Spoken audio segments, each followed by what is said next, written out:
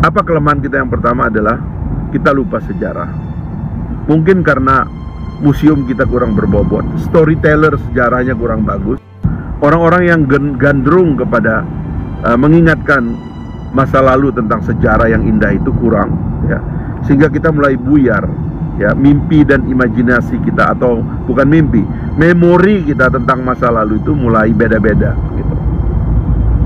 Terutama karena kemudian mengklaim secara ideologi dia yang paling benar, dia yang paling hebat. Ini problem karena sejarah itu tadi, ya. Jadi kita ingat apa yang dikatakan oleh Bung Karno, jas merah, jangan sekali-kali melupakan sejarah. Pesan Bung Karno kita tinggal. Yang kedua, saya katakan penyakit di dalam kekinian kita, di dalam kekuasaan, di dalam cabang-cabang kekuasaan, termasuk di dalam partai politik, adalah feodalisme. Ini adalah pesan Bung Hatta. Bung Hatta itu mundur dari kekuasaan itu karena dia melihat feodalisme makin merajalela. Itu godaan kekuasaan. Siapapun yang berkuasa, itu akan selalu ada circle feodalisme yang membuat kekuasaan itu berubah jadi bengis, jadi angkuh, ya, jadi mitos, jadi untouchable, gitu. Maka kita perlu ingatkan those who are in power, siapapun yang ada di dalam kekuasaan, untuk menjadi waspada bahwa di sekitar Anda itu sedang menggelayut feodalisme yang membuat kekuasaan itu, atau kepemimpinan Anda itu semata-mata menjadi mesin politik, mesin kekuasaan semata, bukan mesin pikiran, gitu. Jadi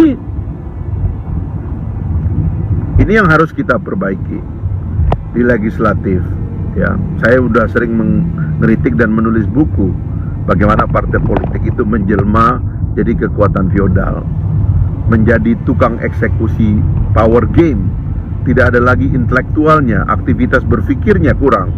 Itulah yang menyebabkan kemudian 575 anggota DPR itu disumpal mulutnya, nggak boleh berbicara kritis, karena pemilik partai politik dan pimpinan partai politik sedang melakukan deal dengan pusat-pusat kekuasaan. Eksekutif apalagi, ya. Tiba-tiba kuping penguasa itu menjadi tebal karena kelompok-kelompok feodal ini membuatnya tidak sensitif kepada pandangan-pandangan yang ada dan berbeda. Penyakit yang terakhir adalah dirampasnya kebebasan. Merampas kebebasan itu adalah merampas imajinasi tentang masa depan, dan itu berbahaya sekali. Karena itu akan membuat bangsa ini tumpul, tidak punya mimpi dan harapan. Seharusnya kebebasan berpendapat, baik secara lisan maupun tulisan, sebagaimana yang dimandatkan oleh konstitusi, tidak boleh dirampas oleh kekuasaan.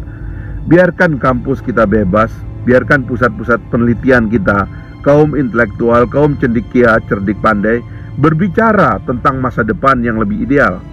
Karena itu adalah sumber mimpi dan harapan kita. Nah, itulah teman-teman sekalian, apa yang saya katakan ini kalau kita tulis sebagai sebuah sketsa, itu akan menggambarkan sebuah alur yang sangat baik yang kita patri sebagai ingatan bersama, supaya kita jangan lupa bahwa kita punya PR yang harus kita kerjakan bersama-sama. Saya pernah mengatakan bahwa yang paling kita harapkan itu adalah tentu pengurus negara. Pengurus ke negara itu adalah cabang-cabang kekuasaan. Tetapi dari cabang kekuasaan itu yang paling penting dan paling bisa memberikan harapan adalah eksekutif. Dan eksekutif itu ada di tangan satu orang, ya, yaitu Presiden Republik Indonesia. Seandainya narasi ini dimengerti, maka Presiden akan tahu bagaimana cara kita fixing the system, atau fixing di story daripada bangsa ini, supaya kita semua kembali bersatu, menatap masa depan, merancang Indonesia yang kita cita-citakan. Inilah teman-teman, saya sudah nyampe.